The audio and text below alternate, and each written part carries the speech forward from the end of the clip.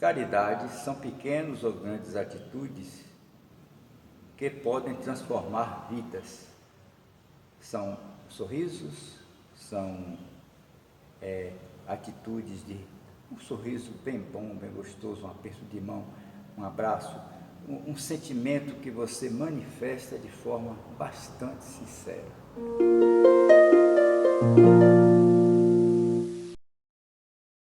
Boa noite, amigos, boa noite, amigas. Mais uma vez estamos aqui para conversar a respeito do nosso Evangelho segundo o Espiritismo. E a nossa mensagem de hoje nos fala da caridade para com os criminosos. Uma mensagem que está no capítulo 11 e que foi mandada para nós pelo Espírito de Elizabeth de França. Meus irmãos, é uma mensagem bastante completa e que caracteriza que nós tenhamos caridade com esses amigos, com os que nós chamamos de criminosos. Na verdade, não são criminosos, são irmãos nossos, né, que estão numa situação, às vezes, de equívoco e que nós precisamos socorrê-los. A nossa fundamentação doutrinária se baseia no Evangelho segundo o Espiritismo, capítulo 11, na Gênese. A Gênese, nós vamos citar aqui o capítulo 18 da Gênese, né, onde ele fala dos tempos chegados, e também nós vamos citar e falar um pouco a respeito de céu e inferno. O Livro dos Espíritos é uma coisa que eu não cito, eu estudo e já falo dele normalmente quando estou conversando a respeito da doutrina espírita.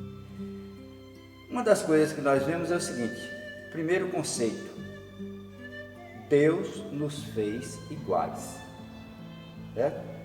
Deus nos fez iguais, meus irmãos. É preciso que nós nos convençamos disso.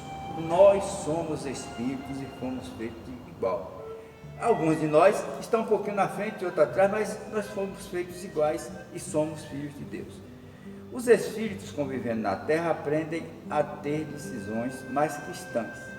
Por quê? Porque, meus irmãos, nós estamos convivendo aqui em um planeta de expiações e provas com espírito de todas as faixas de desenvolvimento. É preciso que a gente entenda que é necessária essa convivência e muito necessária. Como é que vai se desenvolver se não houver exemplos?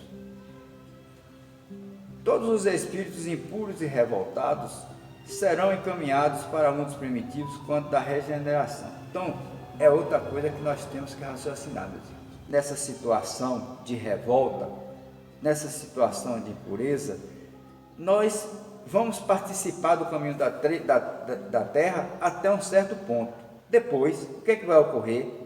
Vai ser feito a regeneração, o planeta vai evoluir para a regeneração, e esses amigos nossos vão ser encaminhados para os mundos primitivos de acordo com as suas aptidões. Nós temos aqui Rob Kajajian, uma psicoterapeuta americana, que no livro do Perdão ela nos demonstra o seguinte, que o agressor, por trás de um agressor, existe sempre um pedido de socorro. Isso também nos é falado em diversas ocasiões por Joana de Ângeles, que sempre essa revolta, essa situação de dificuldade psicológica que nós passamos em algumas situações, é reflexo de uma infância ruim, de um pai revoltado que batia, de uma mãe que não cumpriu suas obrigações de mãe. E tudo isso vai sendo juntado no inconsciente, vai sendo acumulado em nossas camadas psicológicas, e que daqui a pouco se manifesta como uma revolta, uma coisa de violência, já que nós temos tudo isso guardado em nós através do nosso instinto de conservação. Então, vocês vão encontrar que é pedido de socorro em muitas circunstâncias, que poderia ser evitado com um gesto de carinho, com um gesto de bondade. E outra coisa, sempre que sofre esses abalos da sociedade, diante de um crime um pouco diferenciado, um crime bárbaro, pede-se sempre revisões de lei para a redução da maioridade penal e, em algumas situações, pena de morte. Então, nós ainda estamos sob o comando do egoísmo, do orgulho. Nós todos já passamos pela mesma situação que esses amigos que estão passando hoje, meus irmãos. E nós, aqui, somos espíritas. Nós não podemos nem pensar em pena de morte, porque nós sabemos que nós estamos mandando para o mundo espiritual um espírito revoltado, que poderia melhorar-se se tivesse passado um pouco mais de tempo aqui, já que em muitas circunstâncias, meus irmãos, nos últimos momentos, as pessoas se arrependem dos seus erros. Então, vamos evitar esse tipo de pensamento, porque não é matando que se cura os criminosos, e sim amando-os cada vez mais, cada vez mais. Perante a lei divina, meus irmãos, nós somos todos irmãos, por mais que nos repugne a ideia. Todos irmãos. E o criminoso é apenas alguém que ainda não se conscientizou dessa lei, que não reconhece a paternidade divina. Portanto, nós temos que orientá-lo, nós temos que entendê-lo, nós temos que, ao invés de fazer repulsa, providenciar formas, seja através da psicologia, seja através de Jesus, seja através da conversa, mas que nós temos que dar esse carinho, porque a ordem de Jesus, meus irmãos, a respeito dos criminosos, é o quê? Amai os vossos inimigos, fazei o bem àqueles que vos odeiam e orai pelos que vos perseguem e caluniam. Não existe o meio termo. O Cristo é daquele que nos dá a receita correta. A receita correta. Cabe a nós que já temos algum conhecimento, amar esses nossos irmãos, enquanto estão transviados do bem e necessitando do nosso apoio. É preciso apoiá-los. É preciso que reconheçamos nele o nós de ontem, meus irmãos, ou o nós de amanhã. Quem sabe o que vai acontecer conosco? Nós sabemos, meus irmãos? Nós não sabemos. Mas aí surge aquela pergunta clássica: mas como amar um criminoso? O que é amar um criminoso, meus irmãos? O que é para a doutrina espírita, o que é para o cristão, para aquele companheiro que está no trabalho diário, na vida do dia a dia? O que é amar um criminoso? A recomendação: não guardar ódio, nem rancor, nem desejo de vingança. Porque se nós fizermos isso, nós vamos nos igualar a ele. Analise. É olho por olho e dente por dente? E o que nós aprendemos até hoje? E o nosso aprendizado? Nós vamos fazer o que com esse aprendizado nosso? Segundo, perdoar-lhes sem pensamentos ocultos e sem condição o mal que nos causa. Por pior que seja o mal, meus irmãos, por pior que seja, por mais que você diga: meu Deus, como sofri com essa questão, mas é preciso lembrar, meus irmãos, somos filhos de Deus. É por isso que nós estamos estudando a doutrina espírita. O que é estudar a doutrina espírita? É aplicar essas regras básicas, meus irmãos, que o Cristo nos ensinou em nossa vida. Então não adianta ficar aqui fazendo o quê? Não opor obstáculo à reconciliação com eles. Nós somos espíritas, meus irmãos. Opor obstáculo significa você fazer aquele muro, o muro, aquele muro da Alemanha, o muro da vergonha. Nós estamos fazendo o muro da vergonha em volta de nós, porque alguém um dia lançou uma mentira sobre nós, nos xingou, até mesmo nos deu uns tapas. Mas nós vamos guardar isso eternamente, meus irmãos, até quando? Outra coisa que nós temos que fazer, meus irmãos, desejar o bem e não o mal. Nós somos pensamentos, meus irmãos. Cada vez que nós emitimos um desejo de mal, nós estamos também engolindo esse veneno. É preciso conscientizar disso e aplicar na vida, meus irmãos. É experimentar alegria em vez de tristeza, com o bem que lhes aconteça. Então, quando a gente vê alguém que a gente tem esses sentimentos retrógrados, nós dizemos, aquele ordinário está progredindo, está sendo feliz, enquanto eu, que sofri as consequências dos atos dele, Olha o pensamento, meus irmãos. Olha os pensamentos. Não, meus irmãos, todos merecem ser felizes.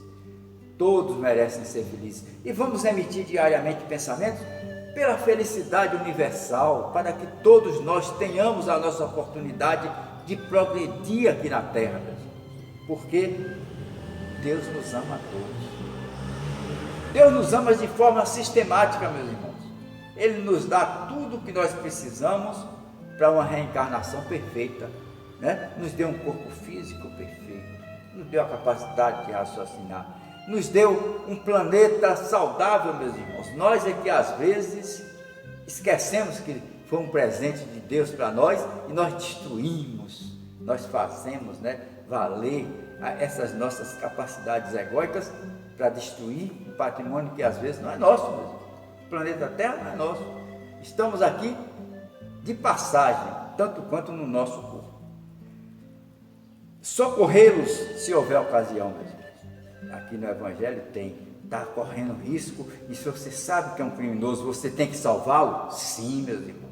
A ordem de Jesus é que se salve a todos. O que fizer um desses pequeninos, é a mim que estás fazendo. Jamais prejudicá-los por palavras ou autos. Meus irmãos, quantas vezes nós já fizemos isso, hein? Quantas vezes? Nós todos, nós somos terríveis. Nós não sabemos usar o dom da palavra. E fazemos com que essa energia maravilhosa se transforme em uma arma potente contra nós mesmos, meus irmãos. E os nossos atos? Quantos de nós já matou, já fez, falou mentira, lançou falso testemunha, já fez? Quanta vergonha, meus irmãos, nós já passamos ao lembrar dos nossos atos. Quantos julgamentos que não deveríamos ter sido feitos, meus irmãos. Quantas mentiras. Tudo isso tem que ser realmente, ser contabilizado, meus irmãos, porque nós somos espíritas e precisamos dessa contabilidade. Finalmente vamos retribuir o mal com o bem, sem nunca os humilhar. Nós somos filhos de Deus e fomos criados iguais. É preciso esquecer a humilhação com os nossos irmãos, por mais que eles sejam pobres, por mais que eles sejam carentes, por mais que eles sejam viciosos, por mais que eles sejam o que quiser. Tudo que nós fizermos a um desses pequeninos é a Jesus que nós estamos fazendo. Não temos nada a ver com o que ele fez, temos a ver com o que nós estamos fazendo. Vamos fazer o bem pelo bem, meus irmãos. Há uma outra pergunta que eu gostaria de que nós respondêssemos juntos.